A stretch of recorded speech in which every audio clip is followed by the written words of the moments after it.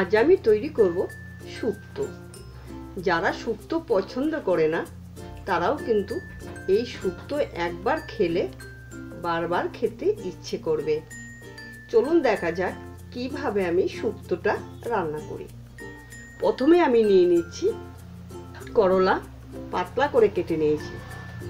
নেব আমি ঝিঙ্গে, আলু, সজনের ডাঁটা, পেঁপে, কাঁচকলা, বেগুন।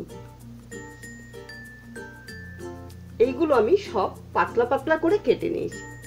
আর অবশ্যই সজনের ডাঁটাগুলো একটু আঁশগুলো হালকা করে ছাড়িয়ে নিতে হবে। এরপর গ্যাস জ্বালিয়ে কড়াই বসিয়ে নেব। কড়াইটা গরম হওয়ার পর দিয়ে দিচ্ছি আমি 2 টেবিল চামচ সরষের তেল। সরষের তেলটা ভালো করে গরম করে নিতে হবে, নইলে কিন্তু কাঁচা তেলের একটা গন্ধ আসে। তেলটা গরম হওয়ার পর দিয়ে দিচ্ছি আমি কেটে রাখা যে করলাগুলো, সেই করলাগুলো এই তেলে আমি ভেজে নেব।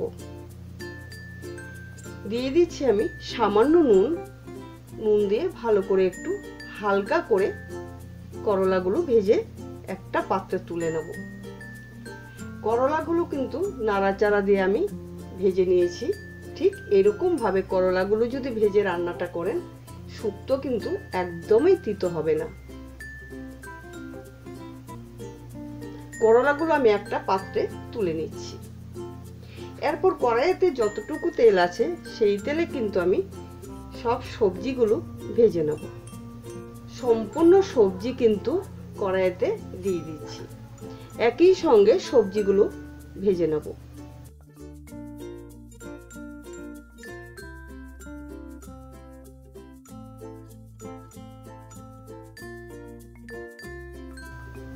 দিয়ে দিচ্ছি এর মধ্যে নুন, আর দিয়ে দেব আমি সামান্য গুঁড়ো হলুদ। এরপর নাড়াচাড়া দিয়ে নুন আর হলুদ মিশিয়ে 3 থেকে 4 মিনিটের মতন ঢাকা চাপা দিয়ে রেখে দেব।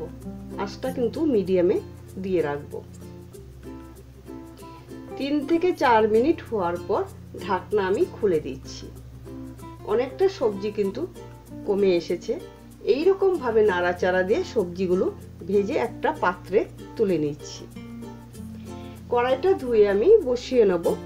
এরপর আমি দিয়ে দিচ্ছি 2 টেবিল চামচ সরষের তেল। রান্নাটা কিন্তু অবশ্যই সরষের তেলে করলে স্বাদ হবে। এরপর তেলটা গরম হওয়ার পর দিয়ে দিচ্ছি সামান্য রাঁধুনি। রাঁধুনিটা দেওয়ার পর দিয়ে দিচ্ছি 2টো তেজপাতা। দিয়ে দিচ্ছি আমি 1/2 চা চামচ আদা কুচি। আদা কুচিটা একটু লাল করে ভেজে নিচ্ছি।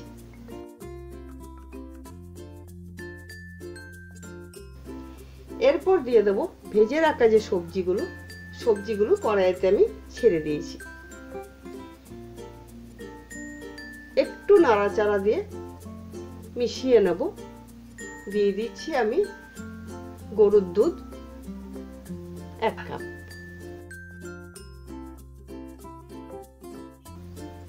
আর কাপটা ধুয়ে 1 কাপ জল দিয়ে দিচ্ছি।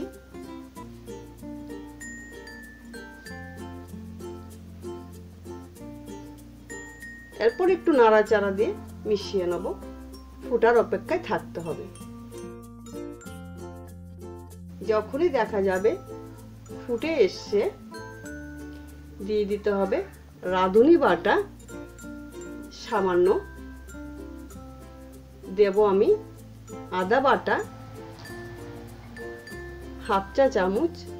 দিয়ে দিচ্ছি আমি 2 চা চামচ পোস্ত বাটা।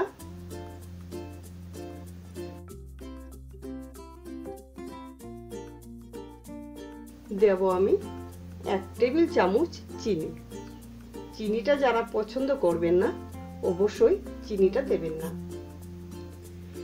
এরপর ভালো করে ফুটছে, দিয়ে দিতে হবে ভেজে রাখা যে করলাগুলো, সেই করলাগুলো এর মধ্যে ছেড়ে দিচ্ছি।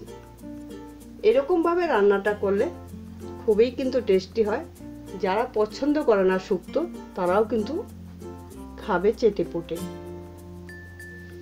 রান্না কিন্তু আমার তৈরি। নামানোর আগে 1 চা চামচ ঘি দিয়ে নামিয়ে দেব। এইবার গরম ভাতের সঙ্গে পরিবেশন করুন, দারুণ লাগবে খেতে।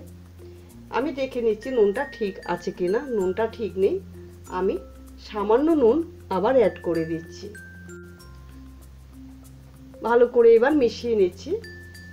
রান্নাগুলো যদি ভালো লাগে অবশ্যই বন্ধুদের সঙ্গে ভিডিওটা শেয়ার করবেন, আর আমার চ্যানেলটিকে সাবস্ক্রাইব, লাইক, শেয়ার করতে একদমই ভুলবেন না। আমি আবার নতুন রান্না নিয়ে হাজির হব। ভালো থাকবেন, সুস্থ থাকবেন। ধন্যবাদ।